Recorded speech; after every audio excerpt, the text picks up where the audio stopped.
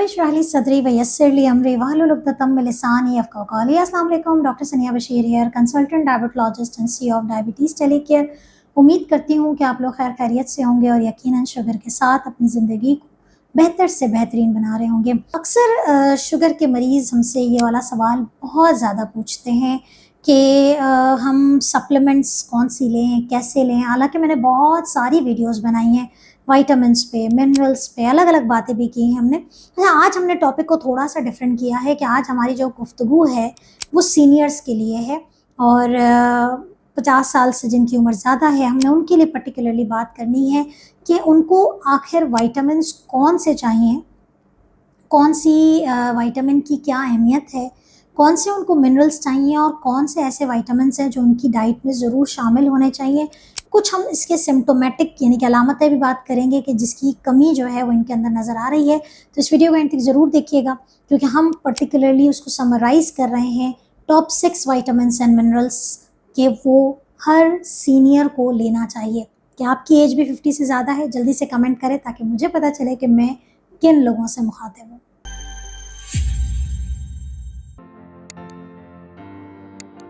अच्छा जी, सबसे पहले तो देखें इस उम्र में विटामिन्स और मिनरल्स की ज़रूरत क्यों पड़ जाती है?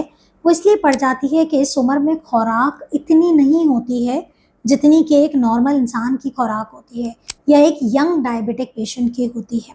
दूसरी बात ये है कि ज़ाहिर है रिस्ट्रिक्शंस बहुत ज़्यादा हो जाती हैं डाइट चार्ट में और फिर बहुत ज़्यादा हम खुले हाथों से ना तो फ्रूट्स दे सकते हैं, ना बहुत ज़्यादा कोई वेजिटेबल्स दे सकते हैं।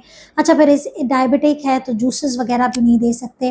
और फिर चूँकि एज बढ़ने के साथ कुदरती तौर पे ख़वातीन के अंदर भी, मर्द हज़रात के अंदर भी बहुत सारी हार्मोनल चेंजेस होती हैं। ख़वातीन में ज़्यादा कि 50 के बाद जब पेरीमेनोपॉज़ल एज आती है तो हार्मोन्स की फ्लक्चुएशंस की वजह से कैल्शियम की कमी होना, मुख्तलिफ विटामिन्स की कमी हो जाना या जिस्म में तोड़-फोड़ हो जाना विटामिन्स की ज़रूरत का बाइस बन जाती है। इसी तरीके से इस एज में जो नेचुरली एजिंग का जो प्रोसेस हो रहा होता है तो उस प्रोसेस को कवर करने के लिए विटामिन्स और मिनरल्स ज़रूरी हो जाते हैं। सबसे पहले हम बात करेंगे कि कौन सा विटामिन ज़रूरी है, लेकिन इससे पहले मैं ज़रूर एक बात करूँगी क्योंकि आप लोग पूरी बात नहीं सुनते हैं अनफॉर्चुनेटली। सबसे पहली बात मैं ये करूँगी कि कोई भी विटामिन अगर आपने लेना है, खुदारा डॉक्टर की हिदायत के मुताबिक इस्तेमाल करें क्योंकि हम यहाँ जनरल गाइड कर रहे हैं। दूसरी बात यह है कि कुछ ऐसे विटामिन्स भी होते हैं जिनकी ज़्यादती भी नुकसान कर सकती है, तो ऐसी विटामिन्स का आपको डॉक्टर से पूछना ज़रूरी है। कौन से विटामिन टॉक्सिसिटी करते हैं वो मैं साथ-साथ बताती जाती हूँ।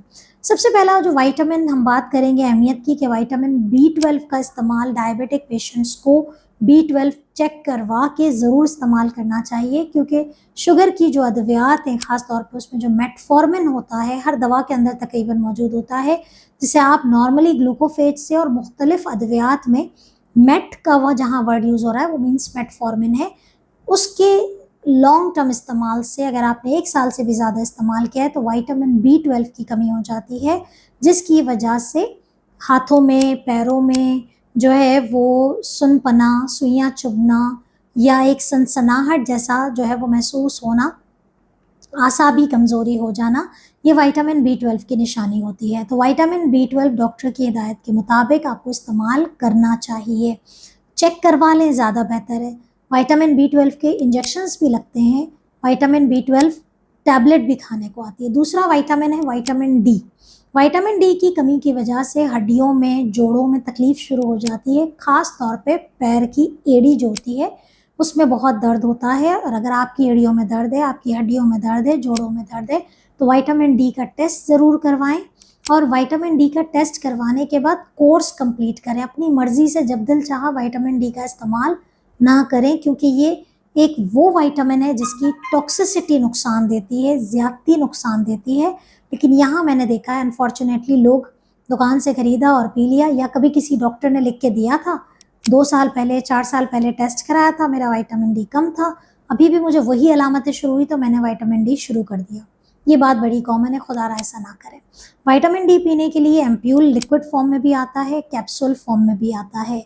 हफ्ते में 1 दफ़ा पीना होता है और उसके अकॉर्डिंग टू द आपकी जो वैल्यूज़ हैं उसके हिसाब से कोर्स होता है। नंबर 3 जो विटामिन है जो कि बहुत ज़्यादा ज़रूरी है वो है विटामिन सी। विटामिन सी क़ुव्वत मुदाफ़ियत को बढ़ाता है, स्किन चूँकि लूज़ हो जाती है इस एज में, स्किन की जो इलास्टिसिटी है उसको मेंटेन रखता है।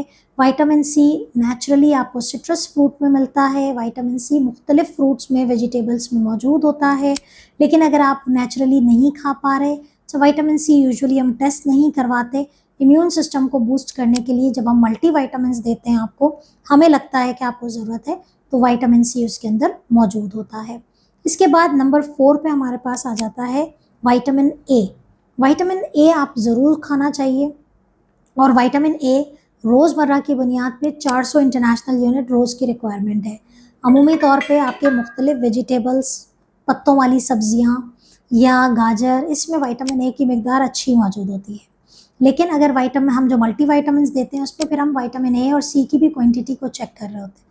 इस एज में नज़र की कमज़ोरी, बिनाई की कमज़ोरी विटामिन ए की जो है वो कमी को हाईलाइट कर जाती है। इसके अलावा जल्द में भी आपका जो है वो जल्द पे धब्बे पड़ रहे हैं, जल्द बड़ी डल सी हो रही है, विटामिन ए की डेफिशिएंसी जो है वो आपको नज़र आना शुरू हो जाती है, तो आपने विटामिन ए का भी इस्तेमाल लाज़मी करना है। इसके बाद हमारे पास आ जाता है विटामिन ई। विटामिन ई जो कि अमूमी तौर पे एवियन के नाम से मिलते हैं। अच्छा, विटामिन ई के बहुत सारे फ़ायदे हैं। एक तो इस एज में स्किन के लिए, हेयर के लिए, नेल्स के लिए विटामिन ई बहुत अच्छा है। अगेन बार-बार कहती हूँ, खुद से नहीं लें, डोज़ अपने डॉक्टर से पूछ के लें।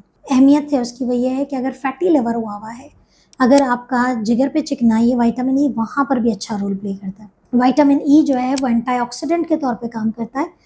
जिस्मानी जो तोड़-फोड़ हो रही है उसको भी विटामिन ई कवर करता है। तो ये तमाम विटामिन्स आपकी डाइट में डाइट में भी होने चाहिए और अगर एज की वजह से चूँकि वो डाइट पूरी नहीं है तो सप्लीमेंट्स की सूरत में ये विटामिन्स होने चाहिए। डॉक्टर की हिदायत के मुताबिक होने चाहिए। किडनी स्टेटस पता हो, हमें लिवर का स्टेटस पता हो तो आपकी विटामिन। इसके साथ नंबर 6 पे हमारे पास कुछ मिनरल्स हैं जिसमें ख़ास तौर पे मैग्नीशियम और जिंक, जो कि आपकी स्किन, आपकी शुगर की वजह से जो न्यूरोपैथी हो रही है, ये इन मिनरल्स की डेफिशिएंसी की वजह से। शुगर की वजह से अगर आपको नींद नहीं आती है, मैग्नीशियम की कमी हो जाती है, तो मैग्नीशियम का इंटेक भी बड़ा ही ज़रूरी है। हर नेचुरल वेजिटेबल और फ्रूट के अंदर ये आपको मैग्नीशियम मिलता है। लेकिन अगर आपको मैग्नीशियम पूरा नहीं हो रहा है और आपके सिम्टम्स हैं और आप जिस्मानी तौर पे थकन का शिकार रहते हैं, आसाबी कमज़ोरी है, तो आपने अपने डॉक्टर से डिस्कस करके इन विटामिन्स को ज़रूर लेना है। तो उम्मीद है कि आज आपके विटामिन्स के क्वेश्चंस क्लियर हो गए हैं और इसको वीडियो को शेयर कीजिए, अपने सर्कल में शेयर कीजिए ताकि ये बातें सब तक पहुँच जाएँ। अपना बहुत ख्याल रखिएगा, दुआओं में याद रखिएगा। अल्लाह हाफ़िज़।